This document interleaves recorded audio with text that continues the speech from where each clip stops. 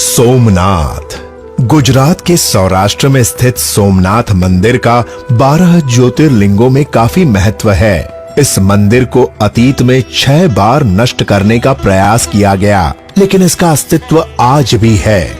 माना जाता है कि इस मंदिर का निर्माण दक्ष प्रजापति के श्राप से मुक्त होने के बाद स्वयं चंद्रदेव ने करवाया था। इस मंदिर का उल्लेख ऋग्वेद में भी मिलता है।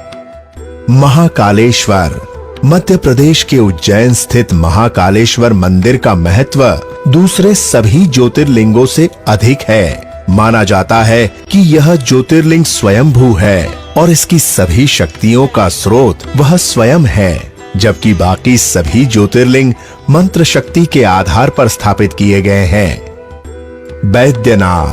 बैद्यनाथ ज्योतिर्लिंग झारखंड के देवघर में स्थित है। देवघर यानी देवताओं का घर। यह ज्योतिर्लिंग सिद्ध पीठ है, यानी मान्यता है कि यहाँ मांगी गई हर मनोकामना पूर्ण होती है। यहीं पर शिव के अनन्य भक्त रावण ने उनकी आराधना की थी और उन्हें खुश करने के लिए अपने 9 सिरों की आहुति दी थी। रामेश्वरम ज्योतिर्लिंग तमिलनाडु के रामनाथपुरम में स्थित रामेश्वरम ज्योतिर्लिंग की भी काशी विश्वनाथ जैसी ही मान्यता है। भगवान राम ने लंका पर आक्रमण करने से पहले यहीं पर भगवान शिव की पूजा की थी। यहीं पर रामेश्वरम सेतु भी स्थित है। त्र्यंबकेश्वर महाराष्ट्र के नासिक प्रांत में स्थित है। त्र्यंबकेश्वर ज्योतिर्लिंग इसी के निकट स्थित ब्रह्मगिरी नामक पर्वत से गोदावरी नदी का उद्गम होता है। यह इकलौता ज्योतिर्लिंग है जहां त्रिदेव यानी ब्रह्मा, विष्णु और साक्षात शिव वास करते हैं। अन्य सभी ज्योतिर्लिंगों में सिर्फ शिव का वास माना जाता है।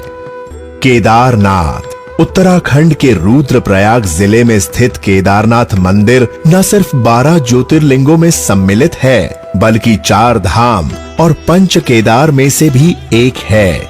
यहाँ की प्रतिकूल जलवायु के कारण इसे अप्रैल से नवंबर माह में ही दर्शन के लिए खोला जाता है।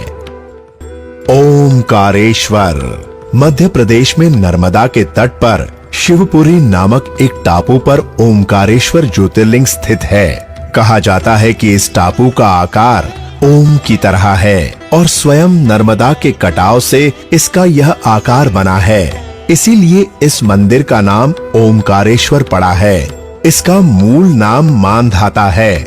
यहाँ ओमकारेश्वर और अमरेश्वर नाम के 2 मंदिर हैं, जिनमें नियमित रूप से पूजा की जाती है। धृष्णेश्वर महाराष्ट्र के औरंगाबाद के पास धृष्णेश्वर या धुष्मेश्वर महादेव का मंदिर स्थित है। यह मंदिर इलोरा की गुफाओं के पास स्थित है। 12 ज्योतिर्लिंगों में इसे अंतिम ज्योतिर्लिंग माना जाता है। मंदिर की उत्पत्ति से जुड़ी एक पौराणिक कथा के नाम पर ही इसका नाम धृष्णेश्वर पड़ा है। मल्लिकार्जुन आंध्र प्रदेश स्थित मल्लिकार्जुन मंदिर को श्री शैल के नाम से भी जाना जाता है। महाशिवरात्रि इस मंदिर में मनाया जाने वाला सबसे प्रमुख त्योहार है। इस मंदिर में भगवान शिव समेत उनके समस्त परिवार, पार्वती, कार्तिकेय और गणेश का भी वास माना जाता है। नागेश्वर ज्योतिर्लिंग गुजरात में द्वारिका प्रांत में स्थित है। इस ज्योतिर्लिंग की शास्त्रों में बड़ी महिमा बताई गई है। कहा जाता है कि जो भी इस ज्योतिर्लिंग की उत्पत्ति और महात्म्य की कथा सुनेगा वह मोक्ष को प्राप्त होगा। भीमाशंकर ज्योतिर्लिंग महाराष्ट्र में पुणे से करीब 100 किलोमीटर दूर स्थित है। यहाँ स्थित शिवलिंग काफी मोटा है, इसलिए इसे मोटेश्वर महादेव भी कहा जाता है। इसी मंदिर के पास से भीमा नामक एक नदी भी बहती है, जो कृष्णा नदी में जाकर मिलती है।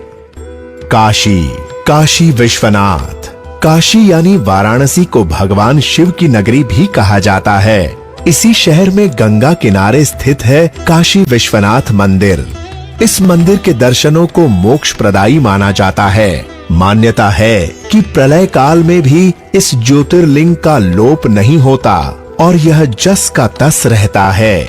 पौराणिक कथाओं में इसे ही सृष्टि का आदि माना गया है, जहां भगवान शिव से ब्रह्मा और विष्णु उत्पन्न हुए थे।